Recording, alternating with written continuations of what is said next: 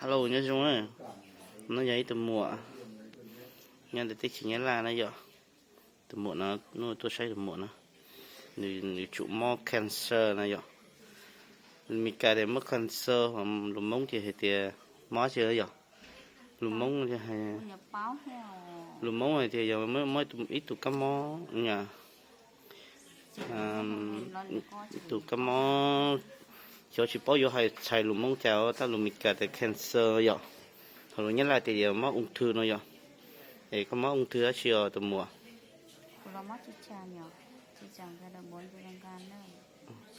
Chị chàng đó thì xài lúm mông hay thì mò đó chị. Lúm mông chơi đấy rồi nó hay là bé là mò tôi nó cho nhú rồi nhở, tới trồng nữa. Mò tao khó quá lo. Chỉ giờ thì ý là cứ giờ thì làm ở bộ phận co ta chỉ nó giữa này nhở, giữa ra bộ phận co này. Bắt lúc cái từ mùa này tôi họ lưỡi lên bên trái, nó sẽ chúng mình thì cứ giờ ít từ phong gì nhớ sầu, ít từ fan nhớ sầu nhỉ. Thì thôi ít chút bao nó cứ tôi sai nữa rồi, nếu chúng mình thì ít lên nha.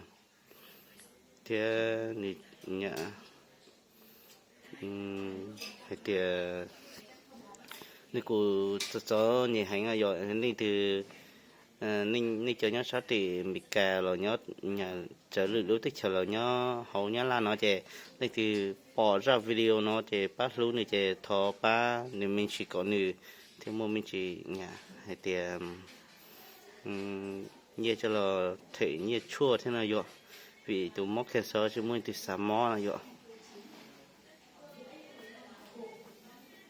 Cái lông bèo đi chả thế có sự mua chỉ thế có nhớ từ có một cái khen à.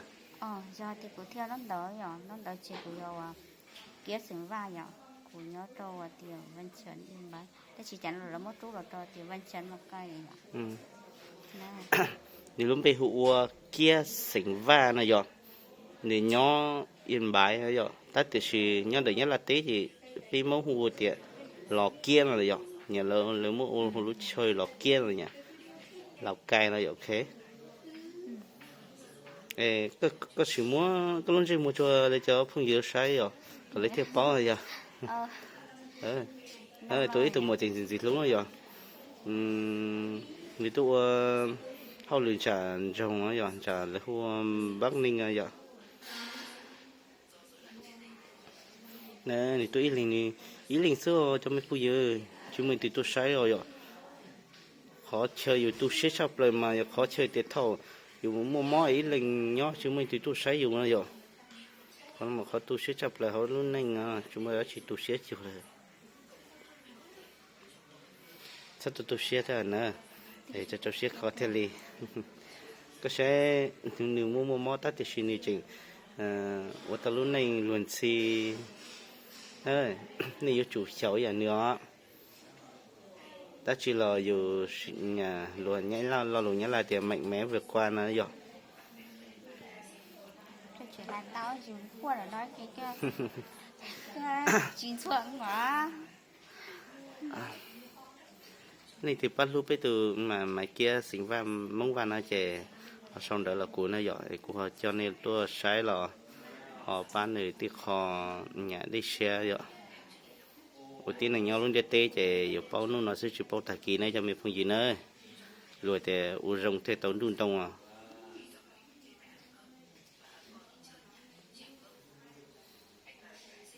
các bác xã hay chả cho phong gì rồi cho phen á sầu nhà phố sầu chua nè Sao của chị thì chỉ có hay cha đi rồi bây giờ của hay có sao mà có hay ăn đói chỉ của chưa quay chỉ có chua chỉ tao của theo á thấy đồ là của rất sắp qua nữa là sắp qua thế thì chị nhà ôi cho giờ lúc trẻ mình xa rồi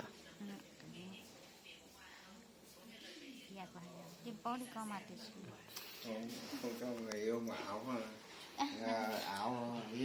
áo xanh vào mình đâu này không cho đến thăm một tí rồi chủ chiều cháu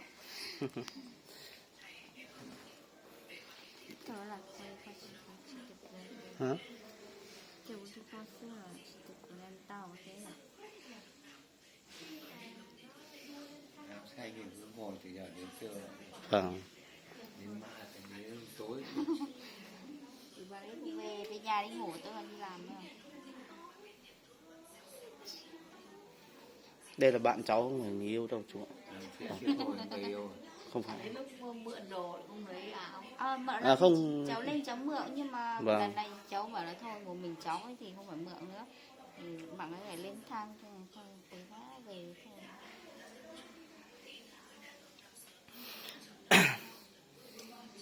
Cô chú ở đây lâu chưa ạ?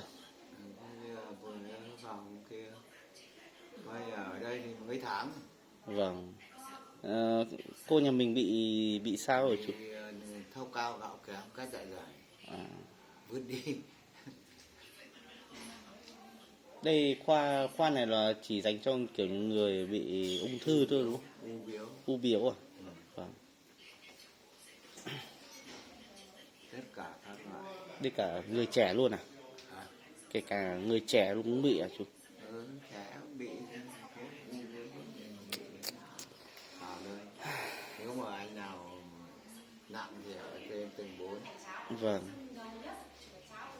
Đấy thì xuống Mong ở đây xảy ra nhiều phép màu nhỉ? Chú nhỉ? Mong xảy ra nhiều phép màu để mọi người đỡ khỏi đi về.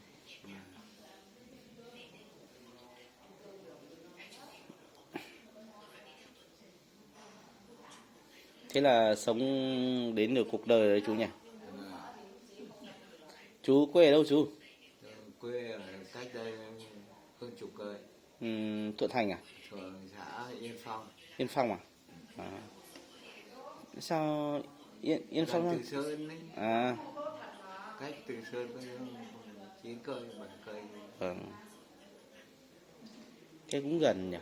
Đấy. Đi ô tô mất 10 phút. Vâng.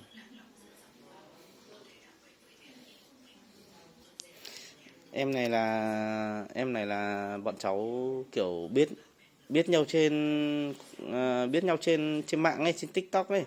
Thì cháu thấy em này live stream là kiểu một mình ấy, không có ai chăm sóc ấy, thì cháu cũng bảo thôi bạn bè thì mình đang rảnh mình ra mình thăm dù sao. Vâng. Lúc ốm đau là kêu vào là Đúng rồi. đi làm ăn với nhau, đi cùng công ty với nhau. Dạ vâng. Thôi trông nó nhau. Vâng, rất chim Làm nó hôm qua nó cứ gọi điện